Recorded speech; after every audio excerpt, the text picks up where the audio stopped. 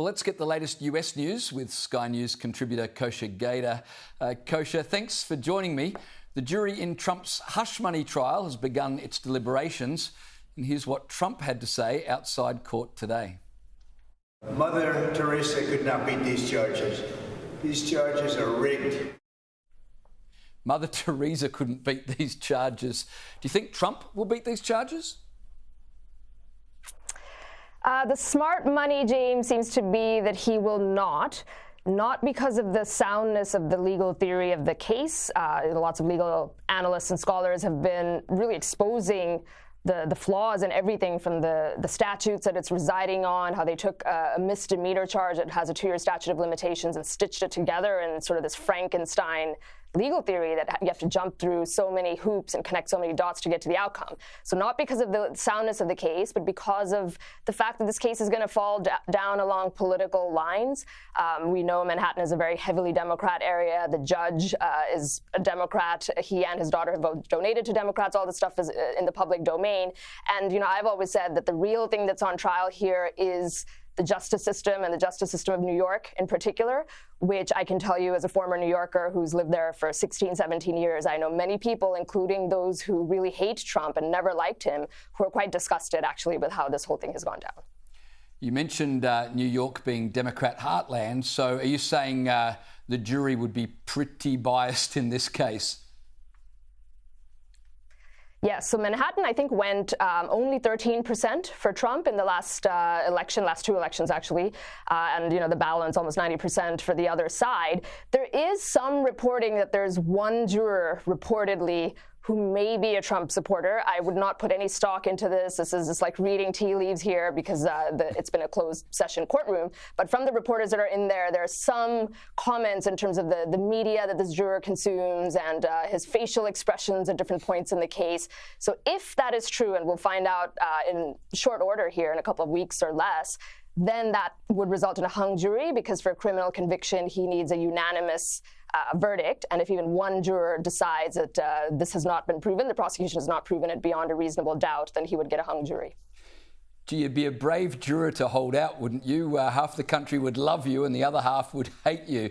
Tell me this, there's been reports that authorities have been preparing for the event that Trump is found guilty. How would he be transferred to jail, et cetera, et cetera? There's been talk of this in the media. Is this the public being softened up for that potentiality? I think anything is possible. We've crossed the Rubicon here. Just with the foundations of this thing, that in 245 years in the history of the Republic, we have never indicted or criminally charged a former president. And we have here over what's ultimately a bookkeeping error, misjudgment, with all these salacious details wrapped around it. But the crux of the case is basically a bookkeeping violation. And because of that, it seems unlikely that jail time would be the outcome of this. It seems like it would be a bridge too far, even for a politically biased judge and jury pool, though it is possible. And it's never been done before. So how are they going to work through that? How would the Secret Service handle a president, because they get Secret Service protection for life, a former president in that circumstance? It's just like, we can't even think about what that eventuality would be. But sure, I think softening up the public is part of the game here because this is just so unprecedented. Kosha, you talk about a bridge too far. Watching American politics, I'm not convinced there is a bridge too far these days. Hey, one more question on Trump before we get to the president. A guilty verdict. What would that mean for Trump's presidential prospects? I mean, it might not hurt him. If the polls are any indication, we have to take polling with a huge grain of salt because they haven't exactly covered themselves in glory in recent years. He is winning in the court of public opinion around here. When this whole saga started, he was leading by about a point on average, and that's up 15, 16, 17 points even in battleground states at this point in time. We obviously have 6 more months to go.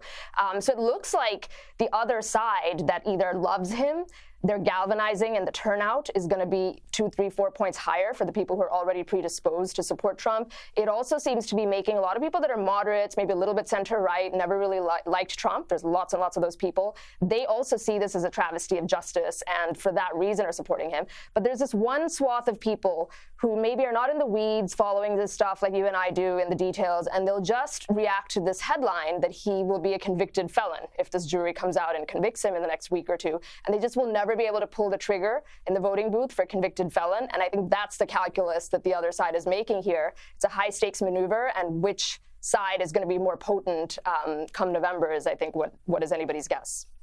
Now, I know I'm asking you to speculate here because no one really knows, but what's the word on the street? How long are people expecting before a verdict is given in this?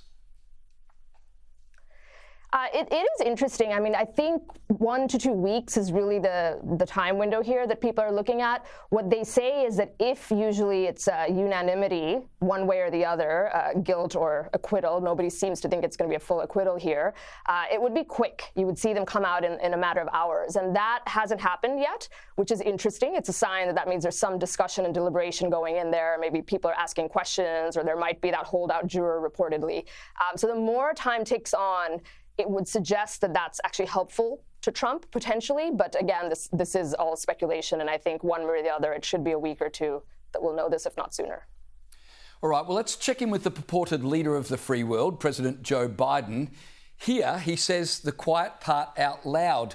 According to Biden, Vice President Kamala Harris was little more than a diversity hire.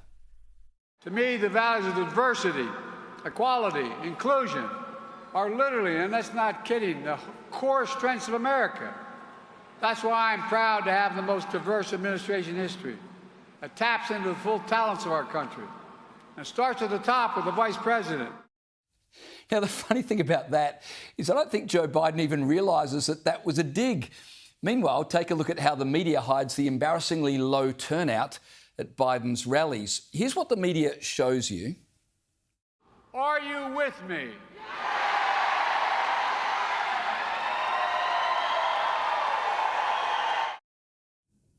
And take a look at this photo, which exposes the hilarious reality. The media downplay the size of Trump crowds while not letting you see how few people turn out to hear Joe Biden. And yet another sign of weakness. Listen to the response Joe Biden gave a reporter who asked a legitimate question about the very real possibility of Kamala Harris needing to take over at some point. President Biden, will you be serving your full 4-year term or handing over power to Vice President Harris? All 4 years or handing over?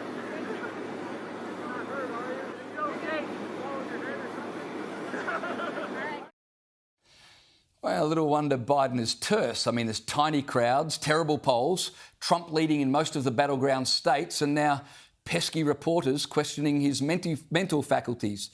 Meanwhile, speaking of mental faculties, Jill Biden has been a guest on The View, where she claimed Trump is the one who can't string a sentence together. You need to see your choices. You need to see Trump, and you need to see the president, and you need to see the differences. And my husband's, and you're going to see how smart he is and the experience he has. And then you'll see somebody who, like you're saying, I'm going to use Joy's words, can't put a sentence together. Right. Has Jill Biden ever listened to her husband? America is a nation that can be defined in a single word. I was going to put I signed the PAC Act into law. He had tied that fall. He decided to look. I shouldn't get into this. I'll lead an effective strategy to mobilize true international effort to pressure. We cannot get reelected. We cannot win this reelection. Excuse me. We can only reelect Donald Trump. Kosha, even if Trump is behind bars, surely Americans can't possibly re-elect that man, can they? Well, I've long said that we have moved past a system that is really about the candidate or even about said candidate's policy position, sadly, and I think the last election really demonstrated that. It is so much more about the machinery, the apparatus, the ground game. We don't have mandatory voting in the U.S., so much of these elections turn on whether you can get out people that have a little bit of an inclination to vote for a particular party, leaving aside the person. You get them out 2%, 3% percentage points more in those battleground states, and you've got an election. You're right that if we actually were voting based on the candidate, it wouldn't even make sense because Joe Biden got 81 million votes. That would be translating into larger crowd sizes and more organic support, and it's not. We can see that. So I think it really is a function of just the superior machinery that the Democrat Party runs compared to the Republican Party, and that might be why you see the result that you see if he does win. Well, we'll wait to see what happens in that Trump trial. Kosha, thanks so much for your time tonight.